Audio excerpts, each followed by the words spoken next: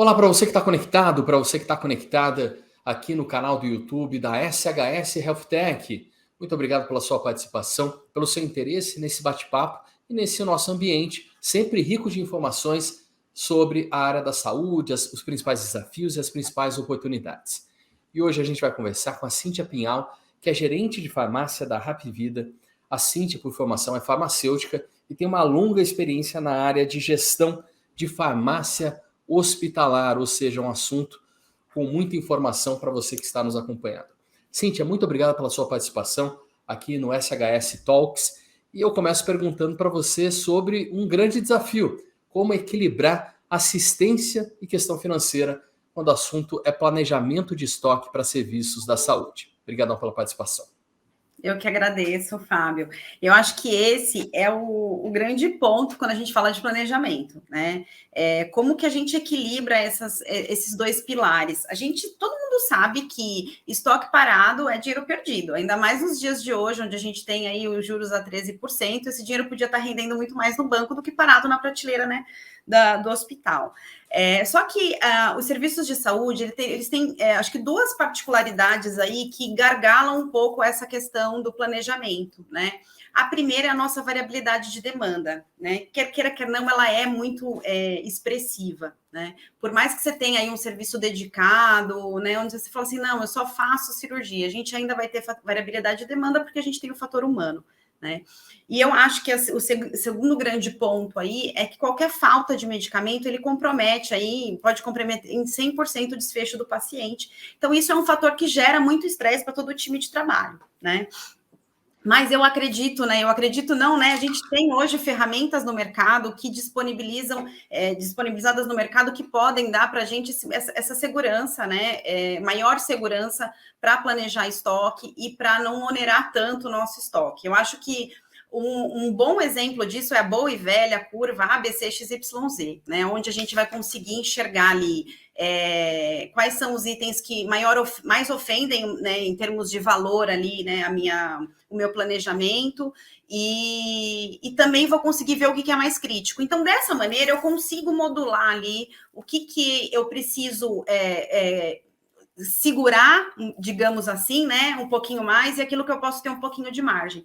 Eu acho que o grande problema que a gente enxerga no planejamento de estoque é a gente achar que a gente tem que ter a mesma margem de segurança para todo quanto é tipo de item, né? Então, acho que a hora que a gente começa a olhar isso compartimentalizado e ter essas análises críticas, a gente já tem um ganho enorme aí.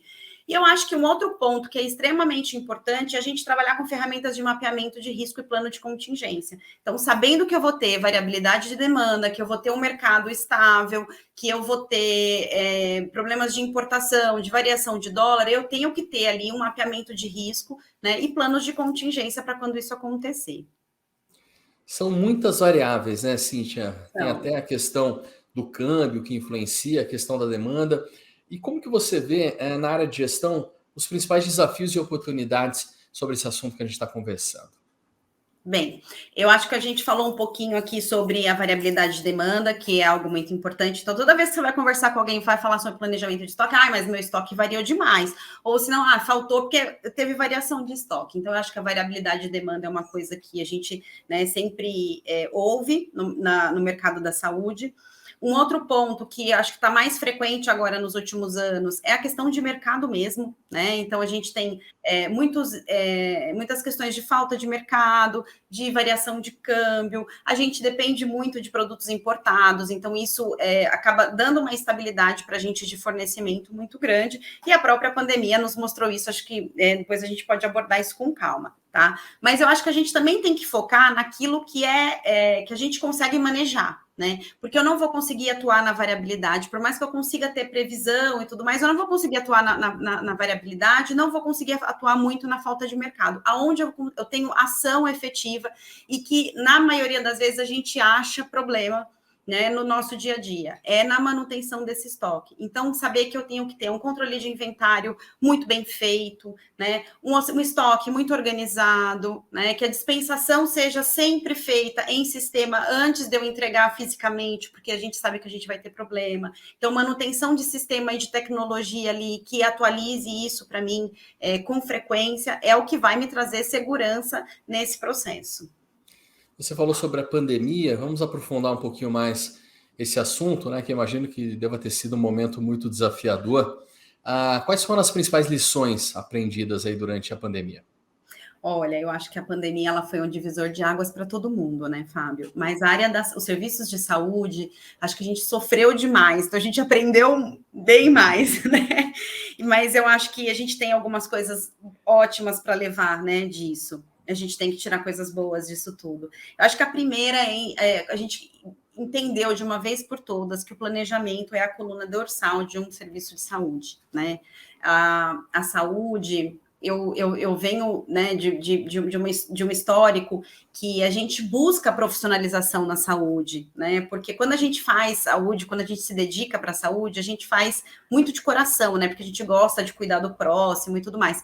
E às vezes a gente sente falta dessa profissionalização. E eu acho que essa questão da pandemia ela veio ensinar para a gente que a gente precisa muito de planejamento, que a gente precisa estar muito atento às mudanças de cenário, que elas acontecem de um dia para a noite. Então, ferramentas como gerenciamento diário foi uma coisa que a gente precisou usar e incorporou para o nosso dia a dia e segue, né, utilizando até hoje. E aí eu tiro ali daí 3 frases que são importantíssimas, né? Que a gente projeta o futuro, mas a gente precisa observar o hoje para ajustar o que eu estou projetando para o futuro. Que é muito melhor eu levar mais tempo, gastar tempo e dinheiro mapeando o risco e fazendo um planejamento adequado do que eu perder vida, perder dinheiro, perder tempo corrigindo rota, né? Então, trabalhar muito forte aí o mapeamento de risco. E nada é certo, nada é imutável e nada é para sempre. Então, a gente tem que se reinventar todo dia. Eu acho que a pandemia trouxe esses 3 ensinamentos muito fortes para a gente. Muito bom, foi um grande período de aprendizado mesmo, né? De muita dor e de muito aprendizado no fim das contas. Cíntia, e a tecnologia nisso tudo que a gente está conversando? Como que a tecnologia pode auxiliar? Fundamental, né, Fábio? Hoje, sem tecnologia, a gente é incapaz de tocar esse tipo de serviço, né? São processos muito complexos, né? E eu acho que a tecnologia ela vem aí como 2 pontos principais, né? A primeira coisa é que a gente precisa hoje utilizar o humano para resolver problemas complexos. Né? E hoje a gente ainda tem muito trabalho que pode ser feito através de uma robotização ou através de uma programação, né? E outra coisa que a gente precisa ter muito rápido algoritmos para tomada de decisão. Né? A nossa tomada de decisão hoje em dia ela é muito rápida, né? Eu acabei de falar isso. A gente está mudando de uma maneira muito intensa, então a gente precisa tomar decisão de maneira intensa. E para isso a gente tem no mercado muitas ferramentas, né, tecnológicas que pode agregar isso, né? Recentemente eu tive contato com uma área de planejamento que a discussão era exatamente essa. Era uma área de planejamento que precisava aumentar o seu headcount cada vez mais porque não tinha ferramenta adequada. E mesmo aumentando o seu headcount, não conseguia entregar o resultado esperado. Né? Porque cada um fazia de um jeito. Quando a gente tem vários humanos fazendo a mesma coisa, a gente vai ter variabilidade. Né? Então, a tecnologia ela se torna fundamental nesse momento. Né? Para a gente ter uma solução padronizada, estabelecida por métricas, né? E confiável. Nesse sentido, a automação na cadeia de suprimentos é uma boa estratégia? Como que você vê? Sim, eu acho que hoje é uma estratégia fundamental. Eu acho que a gente não tem outro caminho senão automatizar muitos dos processos, né? A inteligência artificial, né, como eu falei há pouco, ela vem para apoiar a tomada de decisão, né? E a gente tem que utilizar ela para tomada de decisão.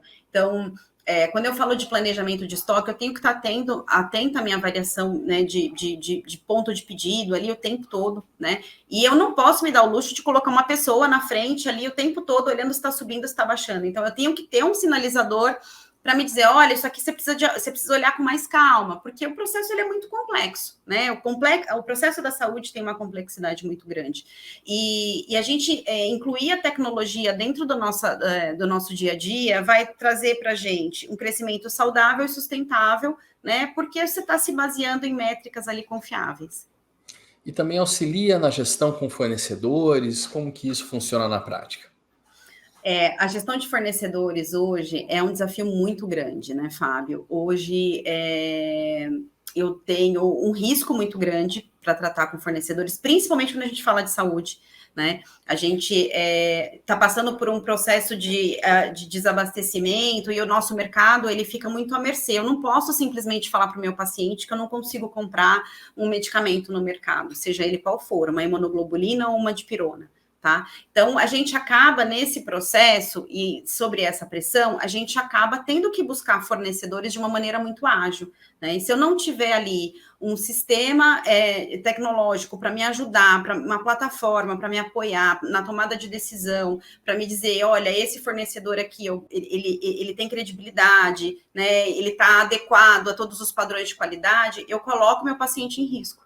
Então, além de eu correr o risco de colocá-lo em risco pelo desabastecimento, eu posso colocá-lo em risco por fornecer um material ou um medicamento que não está com a qualidade adequada ou não segue os parâmetros adequados. Né?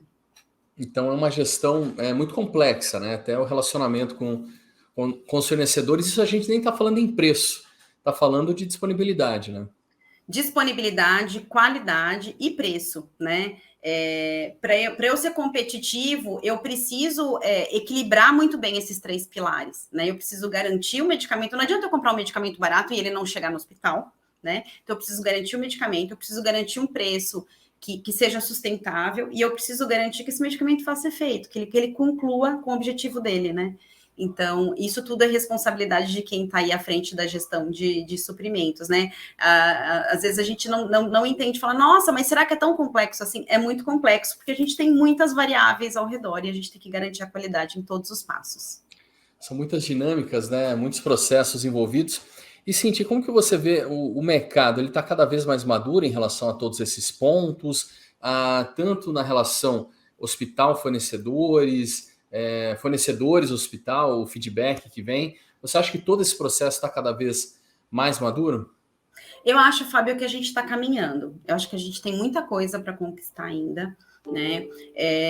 A gente está passando por um momento crucial, né, em relação a serviços de saúde. A gente percebe que a sinistralidade para quem trabalha com operadora hoje é um grande desafio, né? Eu estava discutindo isso hoje há pouco, né? A gente precisa se reinventar em todas as áreas. E na área de suprimentos em especial, eu acho que a gente está caminhando, né? Então, foi o que eu falei, a gente tem muitas ferramentas, a gente tem muito material aí disponível. É lógico que a gente precisa avaliar o que tem no mercado, né? Tentar trazer para a sua realidade, ver o que combina, né? O que dá match.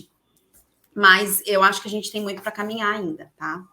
Bacana, Cintia. Brigadão aí pelo seu tempo, brigadão pelas suas orientações, pelas informações e pela participação aqui no nosso SHS Talks. Eu que agradeço, Fábio, pela oportunidade e estou à disposição. Legal, Cintia. Brigadão, parabéns pela carreira e muito obrigado a você que nos acompanhou aqui em mais uma edição do SHS Talks. Fique sempre de olho nas redes sociais da SHS para não perder nenhuma novidade. Obrigado pela companhia e em breve a gente volta com mais novidades para você. Até lá.